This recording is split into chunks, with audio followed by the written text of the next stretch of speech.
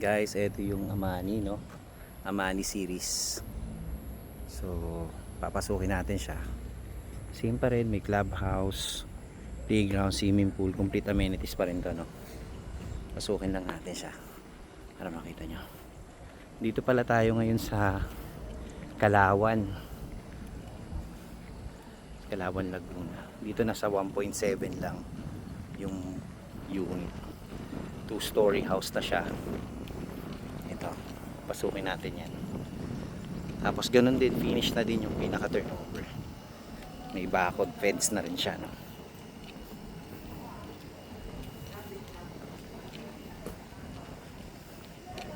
Ito guys, pagpasok natin, may gate na siya.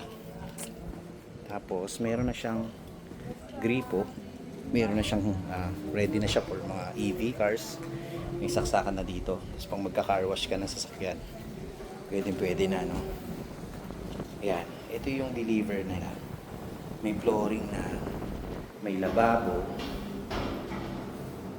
So dito ka naman, halimbawa maglo-laundry ka, yan, yabang na rin siya. Tapos maganda rin kasi dito mo ilalagay mga split type aircon mo, no?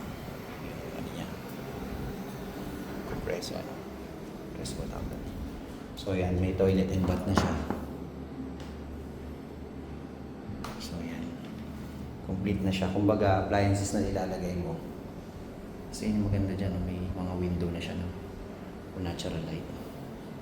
Kabilaan yung view dito ng mountain, makikita natin mamaya. Fan turnover, ganyan na siya. Yan. Tapos may partition na din yung mga kwarto. 2 bedrooms na siya. Mamaya titignan natin pag may gamit. So ito yung first room, master bedroom niya. Ayan. Mayroon na rin bintana sa likod. So ito yung na-expand to eh. Kaya mapapansin nyo meron dyan sa likod mo. Ba dumami na yung family nyo, pwede ka ma-extend dyan. Ayan o. Mountain view din siya dito. Sa front and back kasi niya pwedeng mag-extend. Magkakaroon ng bubong yung pinaka-parking mo.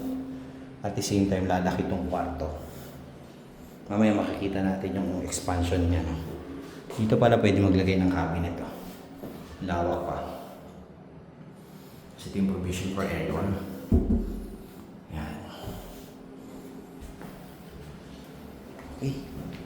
Papasok tayo dun sa may gamit na para makita nyo guys yung itsura niya pag may gamit. Siyempre mas maganda na kasi pag may gamit na eh. Baga, nakikita mo na yung mangyayari. Napakaganda rito. Ang mura lang.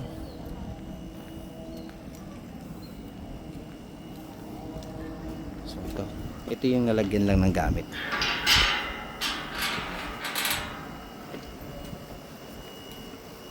Amani Inner. Yun yung tawag sa kanya, no? May parking na siya. Steel door na rin pala itong ginamit natin, no? So yan, dito ka makapaglagay ng TV, sofa. Actually maganda nga kung dito mo ilagay yung sofa, tapos dito yung TV, para mas malayo pa yung pagitan niya. O kaya dito yung sofa mo, dito yung TV, diba? So pwede yan eh. Pwedeng i-bracket mo na siya. Ito steel door na yan. Yan guys. Yan. Sa ibang bansa kasi, karamihan ng mga malalaking bahay, binibenta yung bahay nila, bumibili ng mga ganitong kalaking bahay lang. Tiny house, parang ganon. So, not bad na rin naman kasi to. Kumbaga, kung dalawa lang naman kayo, 3, 4, hindi na masama. Tapos ito yung toilet and bath. Yan. Finish na yan pag turnover sa inyo. May flooring na, may bowl, may ganyan. Tapos may shower na rin. So, bakit tayo sa taas? So, ayun siya guys ha. Yun, kasama na yung ano na yun, lababo na yun. May sink na rin siya. Wala lang yung upper cabinet, tsaka yung mga appliances. So, doon, provision na rin for aircon. Yun. So may bintana na din malaki. Ito yung pag may kwarto na, no? Nilagyan ng higaan. So ito, kasya yung full size na double bed. Ayan siya. Kasyang kasya. Tsaka high ceiling to eh. Tapos, ito yung view niya. Pag dito ka nakabili sa Calao, kita mo yung Mount Makiling. Ayan siya. Itis mo natin. Ay, kaso natatakpan siya ng ulap eh.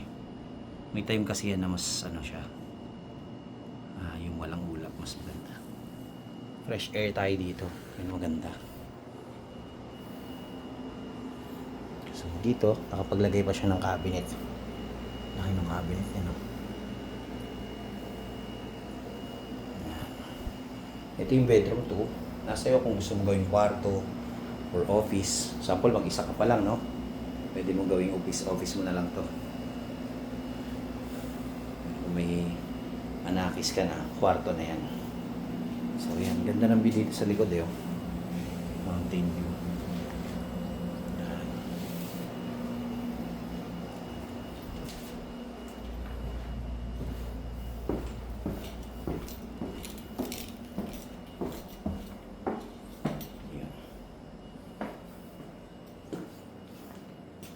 Ipapakita ko naman sa inyo dun sa next video, papakita ko sa inyo yung tandem na dalawang Armani. So